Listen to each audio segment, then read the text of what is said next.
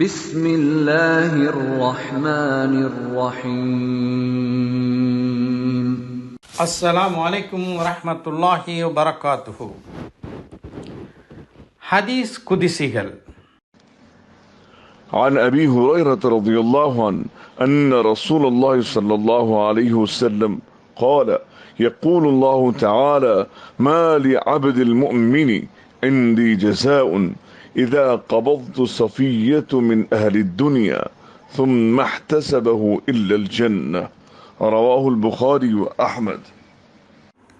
29ஆம் ஹதீஸ் குதிசி, பொறுமைக்கு சன்மானம்.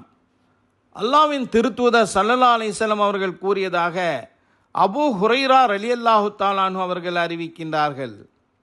அல்லாஹ் கூறுகிறான், உலகில் உள்ளவர்களில் என்னுடைய மூமினான அடியானுக்கு பிரியமான நண்பன் ஒருவரின் உயிரை நான் பறித்து கொள்ளும் போது அதனை எனக்காக அவ்வடியான் பொறுமையாக தாங்கிக் கொண்டிருந்தால் அத்தகைய விசுவாசமுடைய எனது அடியானுக்கு சொர்க்கத்தை தவிர என்னிடத்தில் வேறு சன்மானம் இல்லை.